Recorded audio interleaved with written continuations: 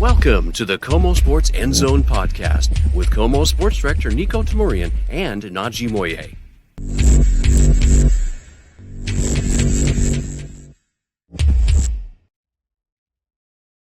Well, welcome to an emergency podcast, rapid reaction, whatever you want to call it, of the KOMO Sports End Zone, because how fitting it is. It all comes down to the season finale. Seahawks, 49ers. Boy, oh boy, have there been some epic moments with these franchises in years past. And this time in the regular season finale, you've got the divisional title on the line, something the Seahawks haven't won since 2020. The number one seed in the NFC on the line. And of course, with that comes home field advantage throughout the playoffs, going all the way to potentially the Super Bowl. And again, the Seahawks have not hosted a playoff game since 2020. Fans were not allowed in the stadium that year, as we all remember. So it would be the first home game in the playoffs with fans in the stands since before Lumen Field was even called Lumen Field, at that beautiful field since 2019. And that's what's on the line. I mean, really, you can't script a better ending. Everybody loves to say the NFL has a script. Well, it's followed it pretty darn well if you want to look at it that way, because how crazy is it that week one, September 7th, almost 4 months separated between the first matchup and the second matchup with the Seahawks and 49ers. It's one of those things, one of the things I'm going to ask Mike McDonald about this week is like, how much can you even take from that? Like, how much film can you even watch? Obviously, there's some stuff they can take, but it's 4 months. Both teams are completely different. The Seahawks are exponentially better than they were in September in their first game with a new coordinator, new quarterback, new just about everything on offense. It all worked out at 13-3, potentially 14-3 if they get the win. But I'm just saying that it's such a better and different team than they were back in week one, 17 weeks ago, as crazy as it is to say that. So that's the matchup. And as the week goes on, we're going to talk more about that Niners thing. But let's talk about the stakes here. Because, again, I'll reiterate, this is winner take all. How fitting is it that the Rams had that 30-14 lead over the Seahawks, right, in the fourth quarter? And as we all know, the Seahawks rally, get that beautiful win.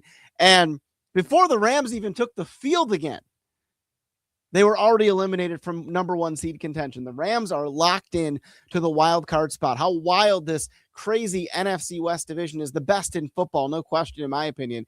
And so now you have that settled. The Rams are out of the picture by way of the Seahawks and Niners winning. And that sets up where we get this awesome thing I just talked about, winner take all. Seahawks and Niners for the divisional crown, number one seed in the NFC, home field advantage. Now, both teams are in the playoffs. They have clinched, as have the Rams for that matter.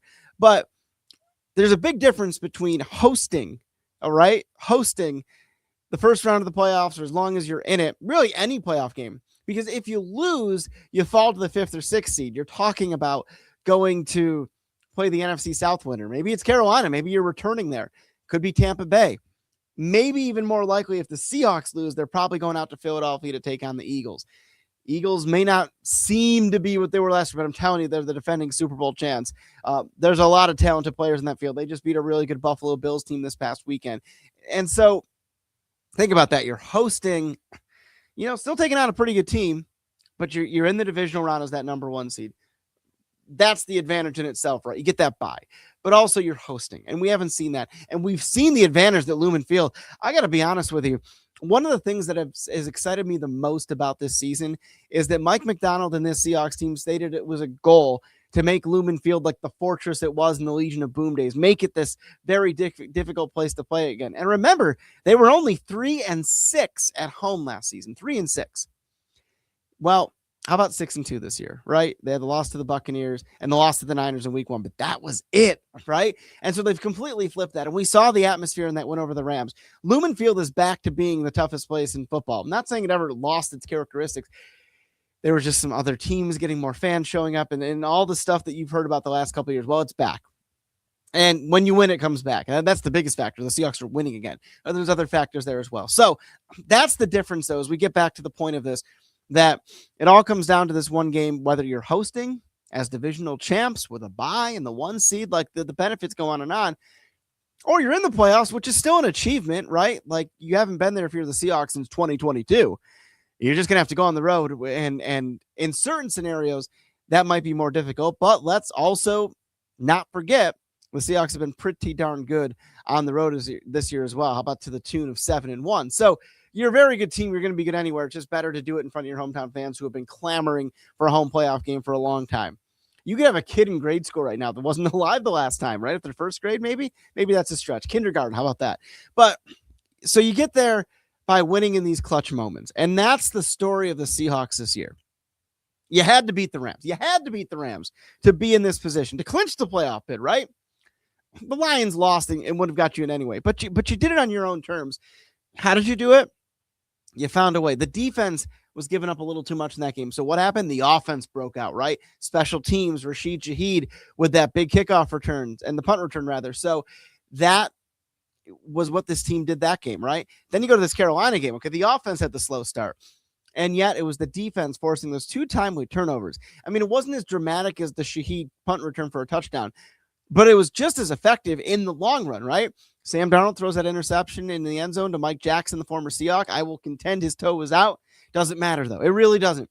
Because what did the defense do? DeMarcus Lawrence goes out and forces that fumble, recovers it himself. Seahawks turned it into a touchdown. But that wasn't it. The next possession, Bryce Young throws the interception to Julian Love, returns it inside the 30. Seahawks get that touchdown. Sam Darnold to A.J. Barner. And just like that, it goes from a 3-3 tie to 17-3 match over. Carolina kept it close. There was things of that nature involved, but that was the difference. And that's what's really cool about this team. Any side of the ball can beat you. You can get a special team spark, like those returns from Shaheed. You can get defensive turnovers. And if the defense, which is quite rare, is struggling, you can find a way to get the offense points as well. That is a complete team. The fact that they're resilient as heck, they always find a way. They always find a way. Because even when they lost, these 3 games that they lost this year, the opener against the Niners, they were finding their footing. The defense made some huge plays to keep them alive in that, right? You go to the next loss, the second of 3, the Buccaneers. The defense was maybe struggling a little bit in that. The offense still put up 35 points. It wasn't enough in a 38-35 loss, but they stepped up. Okay, and then you go to the Rams game, the one they lost on the road 21-19. I mean, Darnold threw 4 interceptions. His worst game as a Seahawk, and yet they only lost by 2 points. The defense made key plays to keep them in it, and Jason Myers, albeit from 61 yards, which is a long way to kick a football, had a chance to win the game. And that's not on him at all. But that's the point, is that other sides of the ball find ways. You look at the Colts win. Offense couldn't find the end zone. Defense played pretty darn good, and Jason Myers, special teams, 6 field goals. Yeah, that'll do it. And even Shaheed had a nice kick return to get him in position for the game winner. So that's what I'm talking about with this team. They are in this position because they have earned it. They're in this position because they find a way. Somehow, some way, you know they're going to stay in it. Prove me wrong. Because even the games they lost, they have been in it.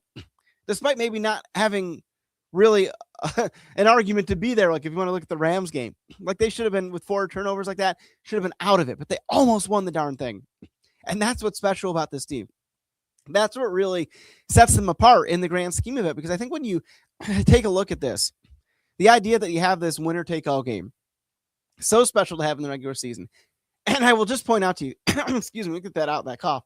Let me just point out to you, the game is on KOMO, Saturday night, 5 o'clock. So you're in prime time. You're on KOMO. With all of that on the line, that's a really special opportunity.